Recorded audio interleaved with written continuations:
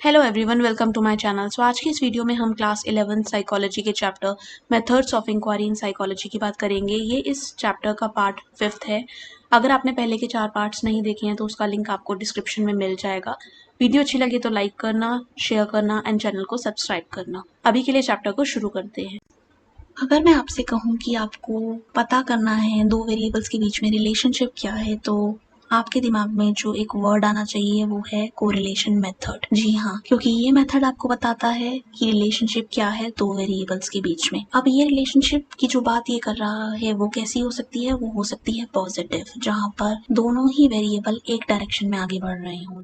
तो एक इंक्रीज हो रहा है और दूसरा भी उसकी देखम देख इंक्रीज हो रहा है। तो जितना टाइम मैं यहाँ पर कंटेंट बनाने में दे रही हूँ, पढ़ने में दे रही हूँ, उतना ही ज्यादा मुझे इस प्लेटफॉर्म पर, यूट्यूब पर अटेंशन मिलेगी। तो यहाँ पर दोनों चीजें इंक्रीज हो रही हैं। मेरा टाइम जो मैं दे रही हूँ इस वीडियो को बनाने में, हार्ड वर्क कर रही हूँ मैं उस टाइम में, एंड ऑल्सो जो अटेंशन और प्रेज मुझे मिल रहा है, तो दोनों ही पॉजिटिव सी डायरेक्शन में है। ठीक है, प्लस है दोनों में।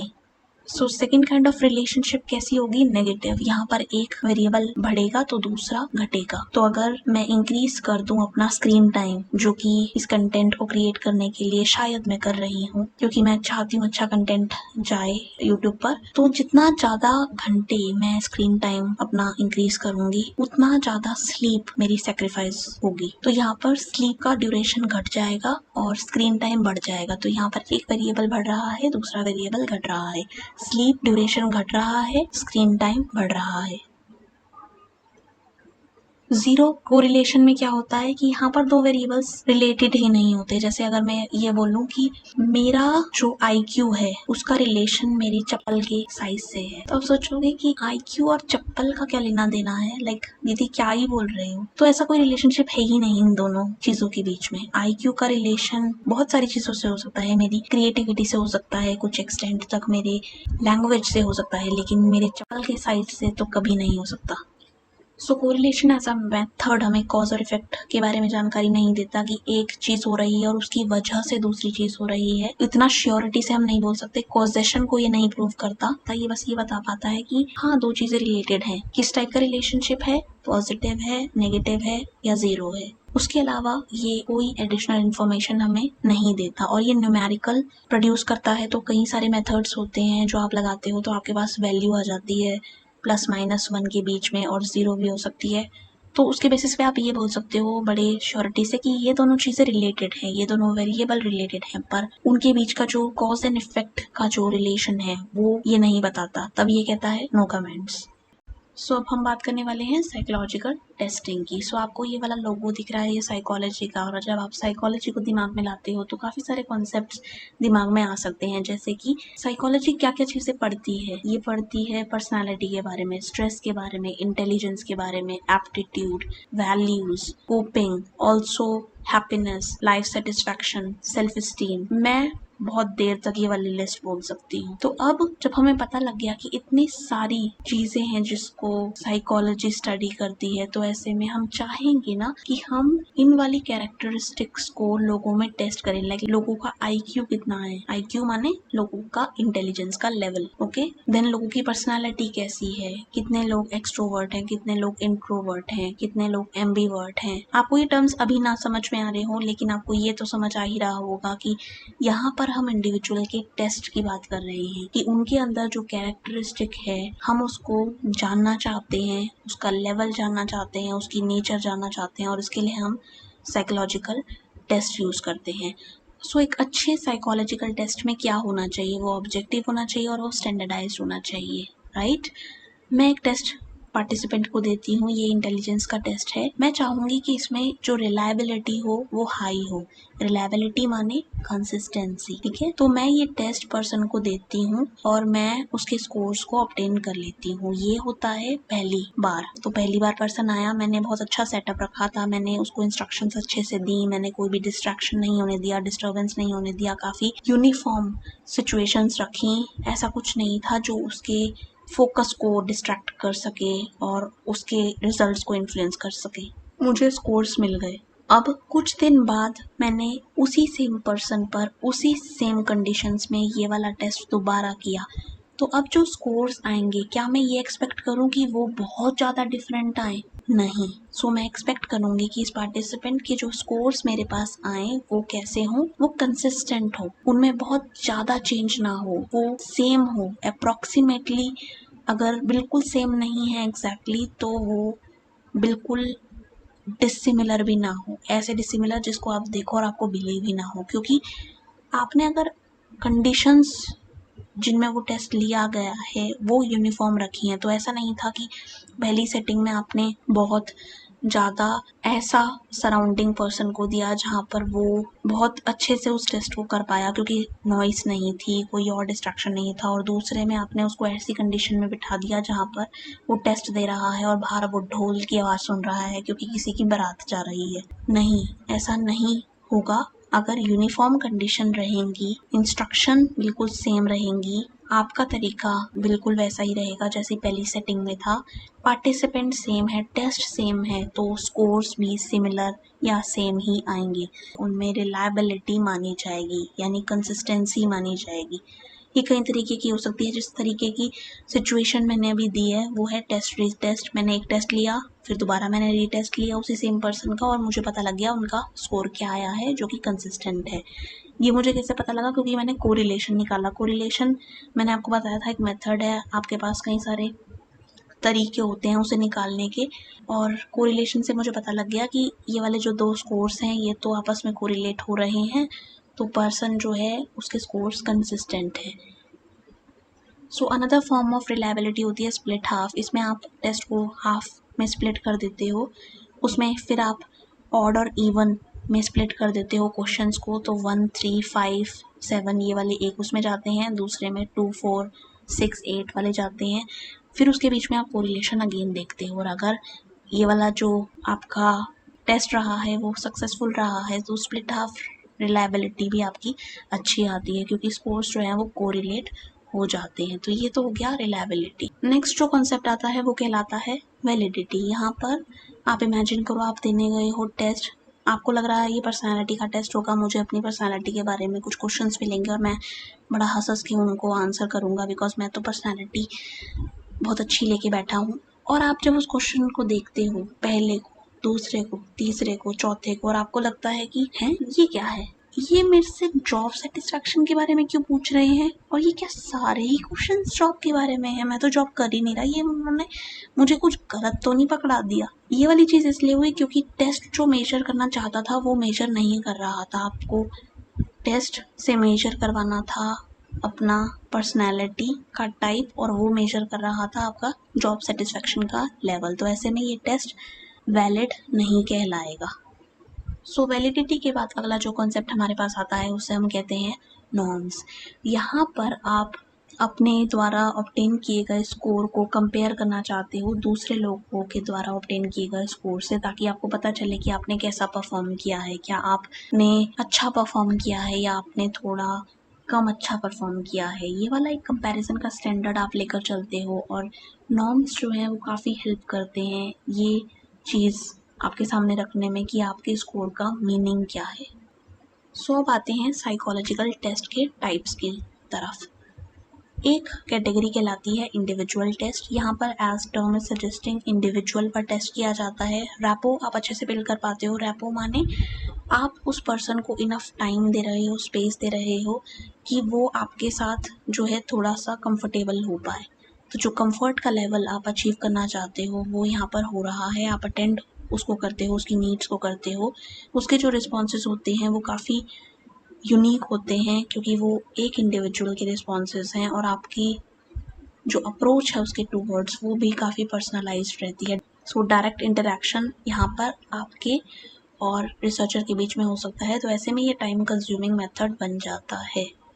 अगर आपके पास काफ़ी बड़ा सैंपल हो और आप ये ट्राई करो कि मैं हर किसी को इंडिविजुअली जाकर टेस्ट दूंगा और उसके बाद ही डेटा कलेक्शन को पूरा मानूंगा। इसके कंपैरिजन में अगर ग्रुप टेस्ट को देखें जो कि अनदर टाइप है, यहाँ पर साइमल्टेनियस एडमिनिस्ट्रेशन होता है। आपके पास काफ़ी सारे लोग होते हैं, आप उनको टेस्ट देते हो और ये काफ़ी टाइम एफिशिएंट होता है क्योंकि आप टाइम बचा रहे हो, आपको इंटरैक्ट उतना नहीं करना पड़ रहा क्योंकि आप यहाँ इंडिविजुअलाइज्ड अटेंशन नहीं दे रहे हर एक पर्सन को, रिटन फॉर्मेट में आप टेस्ट ले रहे हो पर्सन का। तो ये वाला जो है तरीका, ये ऐसे सिचुएशन में अच्छा रहता है जहाँ पर आपके पास उतना टाइम नहीं है और आप जल्दी से जल्दी डाटा कलेक्ट करना चाहते हो और आपकी रिसर्च प्रॉब्लम भी इस टाइप की है जो ग्रुप टेस्ट को झेल लेगी। हम अगर अब बात करें वर्बल टेस्ट की, तो यहाँ पर वर्बल माने लैंग्वेज रिलेटेड, आपको वोकल होना पड़ेगा, आपको लैंग्वेज को यूज़ करना पड़ेगा आंसर करने के लिए और ये रिक्वायर करेगा कि आप पढ़े लिखे हो।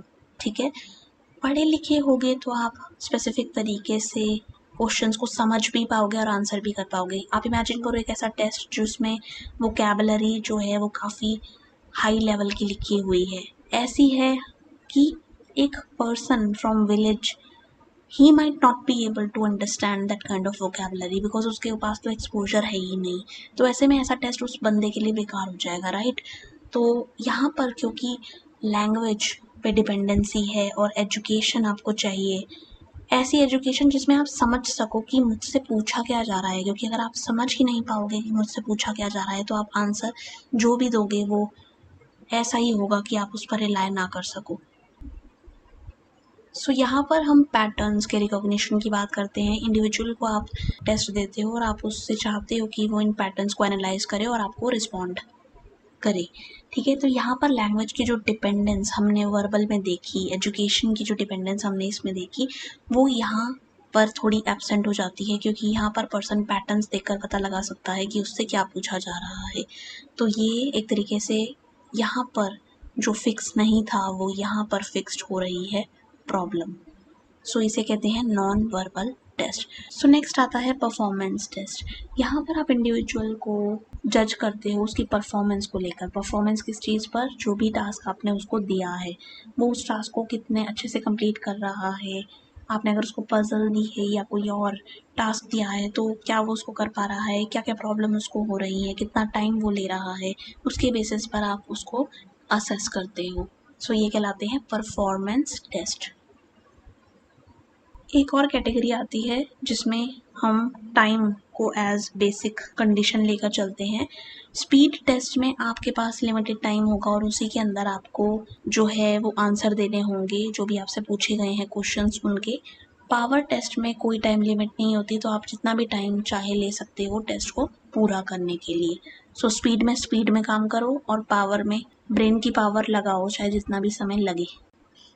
सो यहाँ पर दो तरीके के मेथड्स की हम बात कर रहे हैं जो कि रिसर्च में काफ़ी यूज़ किए जाते हैं। एक होती है अप्रोच जो है क्वांटिटेटिव माने नंबर्स पे बेस्ड है ये। तो अगर कोई रिसर्चर कहता है कि मुझे क्वांटिटेटिव मेथड यूज़ करना है, तो यानी वो अपने द्वारा कलेक्ट किए हुए डेटा को नंबर्स में कन्वर्ट कर देगा और उसी को वो एनालाइज करेगा और वो जो फाइंडिंग रिपोर्ट करेगा वो भी बहुत ही नंबर बेस्ड होगी। तो वो ये कह सकता है मेरी इतनी वैल्यू आई है और इतनी वैल्यू के अकॉर्डिंग मेरी ये इंटरप्रिटेशन बनती है। तो ये काफ़ी नंबर्स पे बेस्ड होगा। तो आपको इस रिसर्च की अगर आप फाइल देखोगे तो काफ़ी सारी टेबल्स बनी हुई मिल सकती हैं जिसमें काफ़ी सारे नंबर्स लिखे हुए हों। ठीक है, तो क्वांटिफाई आप यहाँ करते हो।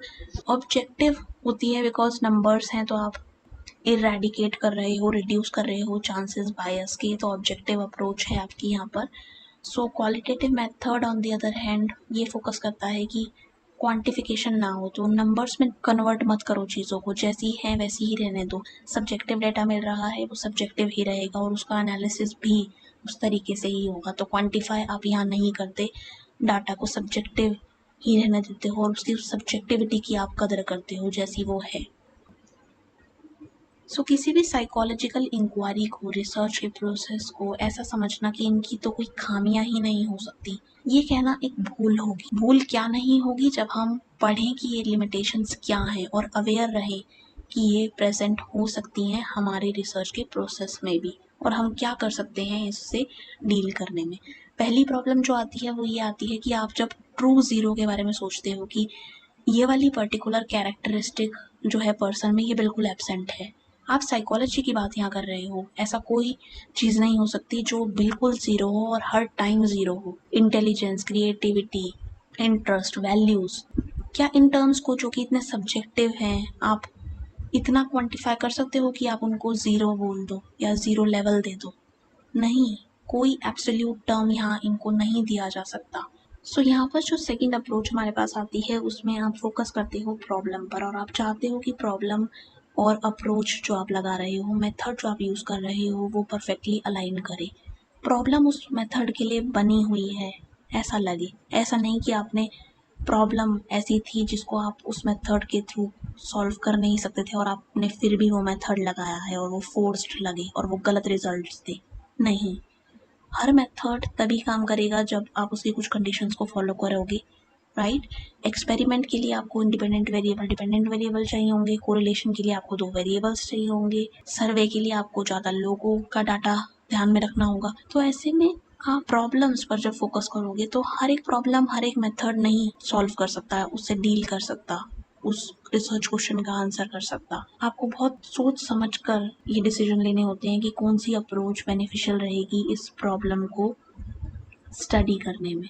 सो नेक्स्ट जो हमारा इशू आता है वो है सब्जेक्टिविटी बायस का। साइकोलॉजी एक काफ़ी सब्जेक्टिव फील्ड है और क्योंकि इंडिविजुअल्स जिनसे ये डेटा कलेक्ट करती है वो भी काफ़ी यूनिक है, तो ऐसे में जो डेटा हमारे पास आता है वो सब्जेक्टिव हो सकता है, ठीक है? और ऐसे में अगर हम उसको सब्जेक्टिव बोल रहे हैं तो वो फ्री नहीं होगा कुछ ऐसी चीज़ों से, कुछ ऐसे फोर्सेस से जो आप नहीं चाहते थे कि हो लेकिन वो हैं। थोड़ा सा सिंपल अगर मैं इसे करूँ तो अगर मैं आंसर दे रही हूँ एक क्वेश्चन में लिखे क्वेश्चंस का और मैं चाहती हूँ कि मैं ऐसे आंसर करूँ ताकि आप मुझसे खुश हो जाओ कि इस पार्टिसिपेंट ने बहुत अच्छा आंसर दिया है, तो ऐसे में ये बायस्ड अप्रोच कहलाएगी मेरी तरफ से। वैसे ही रिसर्चर की साइड से भी बायस हो सकता है, वो अपने बिहेवियर से, अपने वर्ड से, वो जिस तरीके से इंस्ट्रक्शंस दे रहा है, वो जिस तरीके की सेटिंग क्रिएट कर रहा है जहाँ पर वो स्टडी करेगा, अगर वो वहाँ पर उतना सीरियस नहीं होकर काम कर रहा और कुछ ना कुछ इश्यूज वहाँ पर आ रहे हैं, क्योंकि उसकी अप्रोच इस तरीके से है कि उससे पार्टिसिपेंट इन्फ्लुएंस हो रहा है, तो वहाँ पर भी आप इसको बायस बोलोगे। सो आप रिसर्च में आपको कुछ एथिक्स फॉलो करने होते हैं, ये ऐसी चीज़ें हैं जो आपको करनी होंगी ताकि आपकी रिसर्च जो है अच्छे डेटा को जनरेट करे और आपका जो पार्टिसिपेंट है वो खुश होकर रिसर्च से बाहर जाए, ना कि ऐसे माइंडसेट के साथ कि मेरे अधिकारों का तो हनन हो गया है यहाँ और मैं तो केस कर दूंगा तुम्हारे ऊपर, ठीक है? तो आप एथिक्स को फॉलो करना चाहते हो। पहला है वॉलेंटरी पार्टिसिपेशन। वॉलेंटरी पार्टिसिपेशन में आप पार्टिसिपेंट को ये हक देते हो कि वो अपनी मर्जी से स्टडी में आए, ठीक है? वॉलेंटरी है ये पार्टिसिपेशन, वो अपनी मर्जी से कर रहा है, उसके पास ये चूज करने की क्षमता है और वो उस क्षमता का लाभ उठा रहा है। वो बोल रहा है कि मैं कंसेंट देता हूँ कि मैं इस स्टडी में पार्टिसिपेट करना चाहता हूँ, ठीक है? देन इन्फॉर्म्ड कंसेंट, यहाँ पर आप जो है वो पर्सन को बताते हो कि उनके साथ इस स्टडी में क्या क्या होने वाला है, क्या क्या रिस्क एसोसिएटेड हैं, किन किन चीज़ों का ध्यान रखना होगा। तो ये आपकी ड्यूटी बनती है, आपका कर्तव्य बनता है कि आप पार्टिसिपेंट को थोड़ा सा अवेयर करो कि उसके साथ इस रिसर्च में क्या होने वाला है। डीब्रीफिंग, जब आप स्टडी कंडक्ट कर लेते हो तो लास्ट में जब पार्टिसिपेंट जा रहा होता है उस टाइम किया गया इंटरेक्शन होता है जहाँ पर आप पार्टिसिपेंट के फीडबैक को सुनते हो, उनके साथ डिस्कस करते हो कि किस तरीके से रिसर्च रही और उनके क्या ओपिनियन है। आप फाइंडिंग्स उनके साथ शेयर कर सकते हो, आप उन्हें बता सकते हो कि इस रिसर्च का ये ट्रू पर्पस था और आप खुशी खुशी उन्हें अलविदा कर सकते हो। कॉन्फिडेंशियलिटी में आप जो भी आपको डेटा प्रोवाइड कर रहा है पार्टिसिपेंट, आप उसको कहीं पर भी फैलाने या मिसयूज करने का जो थॉट है वो दिमाग में नहीं रखते। आप उसकी प्राइवेसी की बहुत ज़्यादा कदर करते हो उसके डेटा की, क्योंकि अगर वो लीक होता है तो आप जिम्मेदार हो उसके। और शेयरिंग ऑफ रिजल्ट्स की जाती है ताकि इंडिविजुअल को पता चले कि मेरा योगदान इस तरीके का रहा है और रिसर्च जो थी वो ये पर्टिकुलर थी और उसके ये रिजल्ट्स आए हैं। सो आज के लिए बस इतना ही। धन्यवाद इस लेक्चर में बने रहने के लिए। आई नो थोड़ा बड़ा था ये lecture, but I really appreciate कि आपने इतना सारा टाइम दिया। नेक्स्ट टॉपिक्स की वीडियोस भी आएंगी तो आप उन्हें भी देखना। अभी के लिए चलते हैं, बाय।